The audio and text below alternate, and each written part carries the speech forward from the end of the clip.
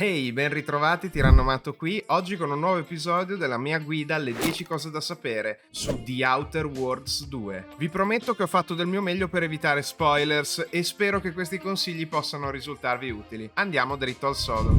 Come in ogni gioco di ruolo, i primi passi del tutorial ci vedono creare il personaggio. Avremo a disposizione 6 origini, che sono abbastanza importanti soprattutto per scelte di dialogo che altrimenti ci verranno precluse. Ricordatevi comunque che dovreste scegliere ciò che più vi attira a livello di immersione fra i vari background disponibili. Possiamo scegliere fra un totale di 12 tratti, 2 positivi e 1 negativo oppure soltanto 1 positivo. Dopodiché le abilità che però, contrariamente ai tratti, potremo imparare anche durante il corso della nostra partita. Abbiamo poi 92 talenti principali, più altri che verranno sbloccati con alcune scelte durante la partita. Va specificato che il livello massimo del personaggio è il 30, mentre ogni abilità può aver assegnato fino a 20 punti. Quindi significa che bisognerà per forza specializzarsi, ma non preoccupatevi perché i talenti, che ci danno non solo tantissime opzioni di gioco in più che dipendono da essi, ci danno anche la possibilità di massimizzare la specializzazione perché i requisiti generalmente sono dei livelli di abilità. Altri passi da fare che riguardano meno le statistiche e la complessità della creazione di un personaggio: quando avremo terminato il tutorial potremo trovare già subito alcuni oggetti abbastanza utili per avviare la nostra avventura, quindi come bonus voglio mostrarvi come ottenere da subito sulla nostra nave un fucile abbastanza utile che acquisirà esperienza assieme a noi con l'utilizzo. È molto semplice, in armeria dovremo andare a cercare dietro questi barili un interruttore per aprire l'espositore di armi e ottenere la ricompensa. In guide come questa non entro troppo nel dettaglio perché voglio andare dritto al sodo, ma se siete interessati magari a build o consigli sui talenti e le abilità, scrivetemi un commento, magari posso pensare di fare una guida apposita. Un consiglio spassionato è quello di dare priorità alle missioni secondarie sopra la quest principale. Molto spesso la narrativa ci va a semplificare la risoluzione di missioni principali proprio perché abbiamo ottenuto informazioni o abbiamo completato delle situazioni laterali. Per esempio, in questo gioco possiamo interagire con tantissimi terminali e all'interno di essi troveremo delle informazioni che sono sì utili per la nostra immersione e la nostra esperienza, ma a volte otterremo degli indizi che sbloccano ulteriori opzioni di dialogo. Inoltre, se non vi bastasse questa info, è abbastanza importante sottolineare la presenza di abilità sbloccabili con delle quest secondarie che potremmo perderci per strada, come per esempio il doppio salto, che è fondamentale per l'esplorazione. Dovremo parlare con questo NPC a campo chiaro e fare tutta la quest che ci ricompenserà poi con i propulsori di salto. Ci sono altre ricompense uniche, come per esempio lo scudo antiziranio. Non vi elenco tutti questi aggeggini scientifici perché potrei farvi degli spoiler, ma sono dipendenti dalla barra di energia che abbiamo in basso a destra.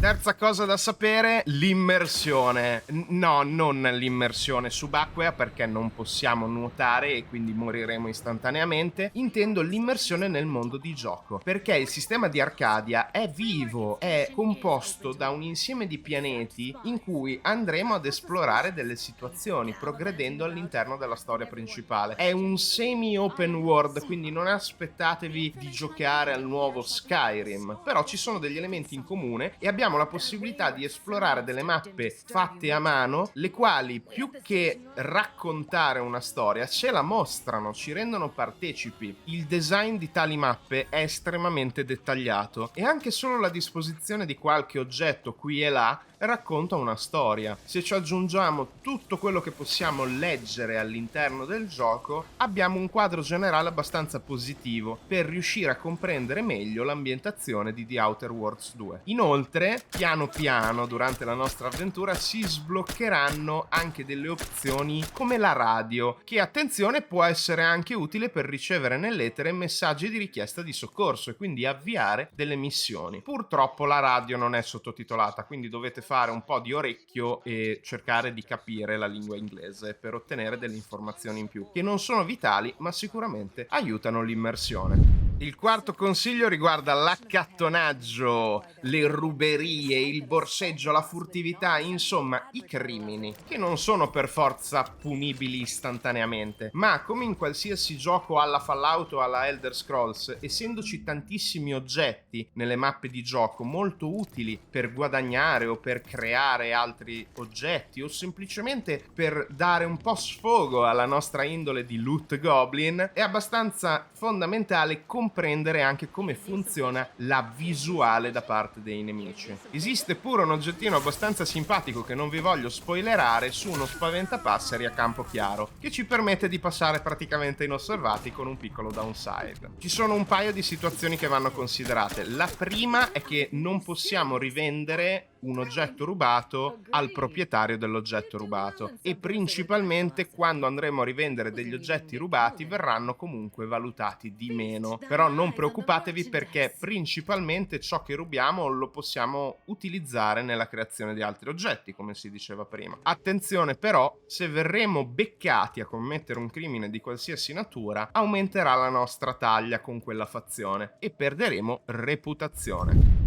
A metà di questa guida non posso che collegarmi all'ultimo argomento trattato per parlarvi delle reputazioni e delle fazioni maggiori, perché non tutte le fazioni presenti avranno l'indicatore di reputazione. Soltanto la scelta della Zia, la mega corporazione che sta invadendo Arcadia, Sub Rosa, un sindacato di contrabbandieri criminali, e l'Ordine dell'Ascendente, un ordine teocratico, tecnocratico, perché adorano la scienza, con il quale avremo a che fare già nel secondo pianeta. Quindi non preoccupatevi se non incontrerete tutte le fazioni subito, sono dipendenti dalla progressione della storia principale. Però le nostre azioni, già soltanto da Isola Paradiso, andranno ad influire parecchio sui rapporti che avremo a livello di reputazione. Quindi state attenti, perché quando uccidete qualcuno in piena vista o rubate qualcosa e quindi dovete uscirne combattendo dalla situazione, il livello di reputazione calerà tantissimo finché non potremo ripagare la taglia. Se dovessimo uccidere dei personaggi non giocanti fondamentali per quella fazione, il danno sarà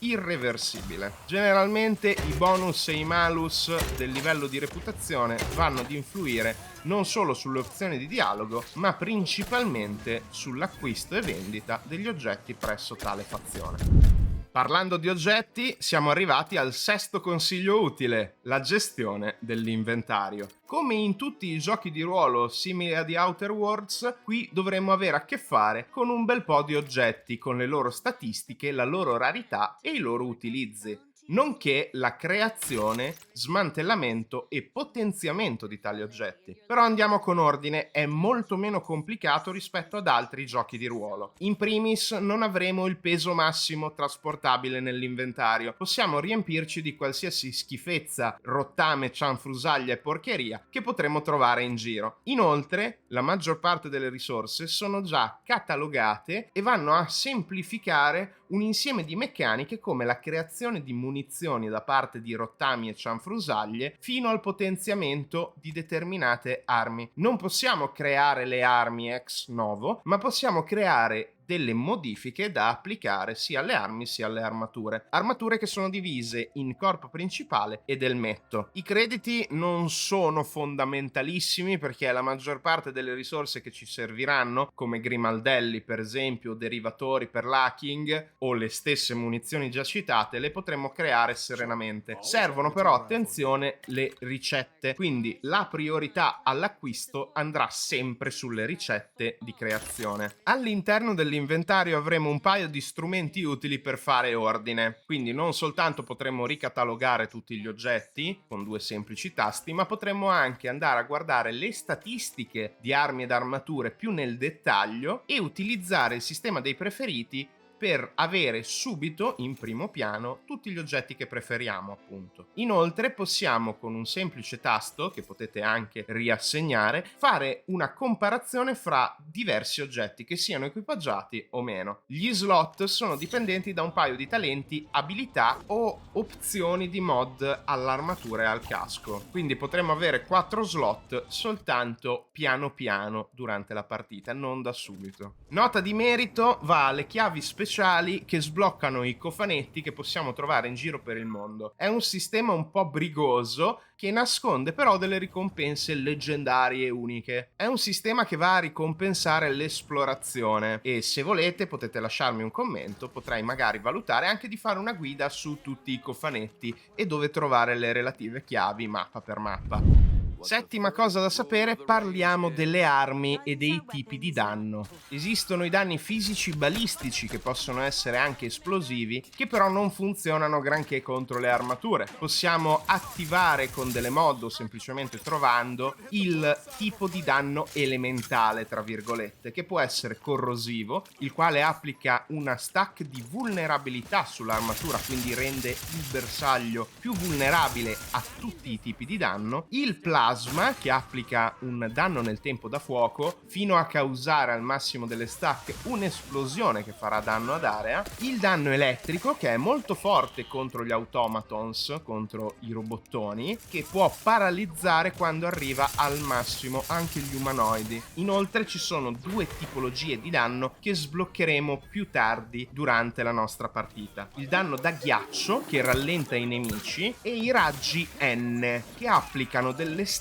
che fanno sì che il bersaglio muoia istantaneamente quando le stack arrivano al massimo. Quindi state molto attenti agli effetti che vengono applicati sotto la vita dei nemici dalle vostre armi per capire quando una stack è arrivata al massimo del valore. Vi ricordo che ci sono due macro tipologie di armi, quelle a distanza e quelle corpo a corpo, con una relativa abilità, e tutti i talenti vanno a modificare in percentuale per lo più i bonus che possiamo avere con esse. È importante anche sottolineare che le modifiche alle armi possono cambiare anche lo stile di gioco di un'arma stessa. Non è uno sparatutto vero e proprio, però credo che sia abbastanza soddisfacente di Outer Worlds 2 dal punto di vista della varietà delle armi, che sono anche graficamente molto caratteristiche.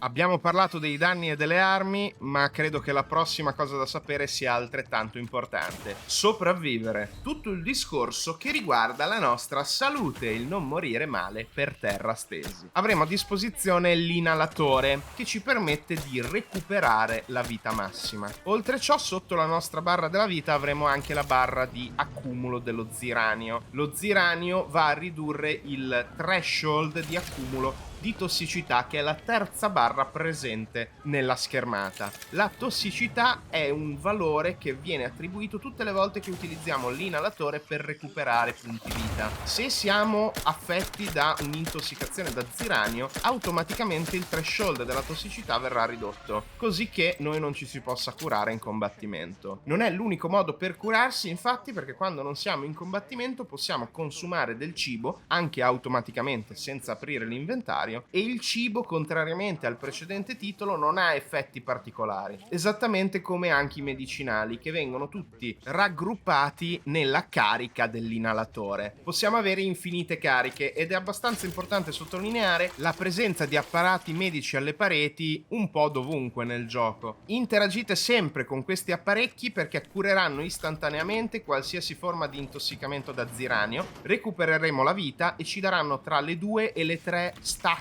di utilizzo dell'inalatore, stack che possono essere ottenute anche creandole direttamente nella nostra officina o tramite il nostro compagno che è un'officina mobile. Fondamentale sapere che il down farmacologico, cioè l'accumulo totale di tossicità che ci va a precludere l'utilizzo dell'inalatore, può avere con dei talenti dei tratti positivi e anche con degli oggetti in realtà che hanno dei tratti unici. Quindi dovremo fare delle scelte ben considerate sull'utilizzo delle cure in combattimento e come sfruttare anche il down farmacologico, che è questa finestra di tempo appunto in cui non potremo curarci perché la tossicità arrivata al massimo dovrà decadere. Fondamentale anche per quanto riguarda l'inalatore il poter attribuire ad esso dei primers che potremmo sbloccare nel corso della nostra avventura assieme ai vari slot stessi. Quindi non disperate se non li avete ancora trovati. Facendo missioni secondarie ed esplorando o mercanteggiando potrete ottenerli, così come potrete ottenere nuovi slot mano a mano che salirete di livello sbloccando determinati talenti.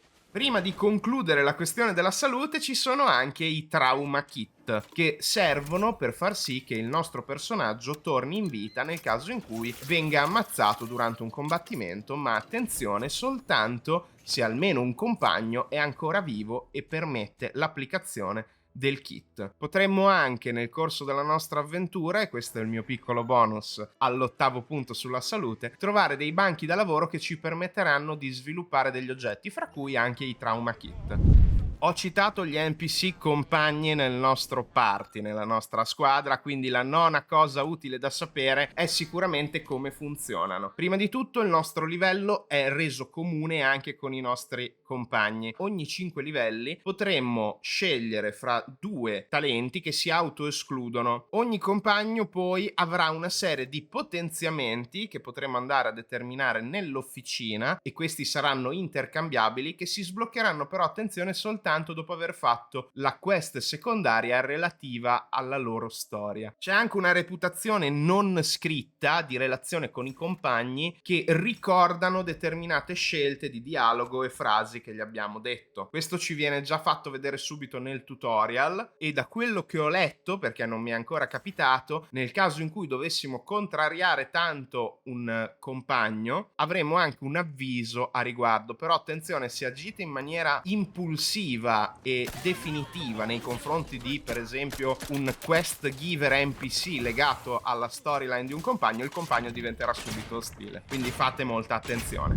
Il mio ultimo consiglio è: lasciatevi andare, immergetevi nella storia di The Outer Worlds e giocate di ruolo. Ci saranno tantissime scelte e non si potrà generalmente tornare indietro sulle scelte di dialogo o sulle azioni che potremmo fare. Certo, potremmo ricaricare il salvataggio e provare alternative, assolutamente. Prendetevi il vostro tempo per giocare di ruolo, per scegliere come volete vivere la vostra avventura, chi siete, chi è il vostro personaggio e dove vuole andare. Ci sono veramente tantissime storie da esplorare e risvolti interessanti da scoprire. Piccolo bonus: se fate alcune missioni secondarie potete sbloccare dei pet animali. Queste mascotte non fanno nulla di che, rimangono sulla nave e basta, con l'eccezione della mascotte della Premium Edition, che ci dà un guadagno del 5% di bits, soldini aggiuntivi. Prima della conclusione, un'ultima chicca. Nota di merito va a tutti gli oggetti che sono modellati 3D e che possiamo spulciare nel nostro inventario.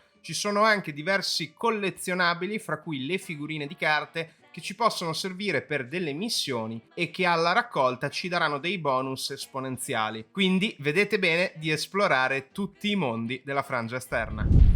E con ciò siamo arrivati alla fine di questa nuova guida alle 10 cose da sapere, che ho preferito mantenere un po' sul vago, non entrando troppo nel dettaglio tecnico, anche per andare più dritto al sodo del normale e per non rovinarvi l'esperienza, perché in sé per sé è un gioco abbastanza lineare, per quanto ci siano tante linee che si sovrappongono a seconda delle nostre scelte. Non voglio rovinarvi la scoperta, non voglio rovinarvi la costruzione del personaggio, anzi vorrei stimolarvi a iniziare al meglio la vostra avventura, e se vi va raccontatecela nei commenti. Ciò detto, io vi ringrazio per aver cliccato sul teschio del tiranno. Se vorreste vedere in futuro altri contenuti su questo titolo o su altri giochi di ruolo, lasciatemelo scritto, fatemelo sapere, la vostra opinione è importante. Solite cose, direi che anche oggi questo è quanto, perché Tirannomato out, alla prossima avventurieri ed avventuriere.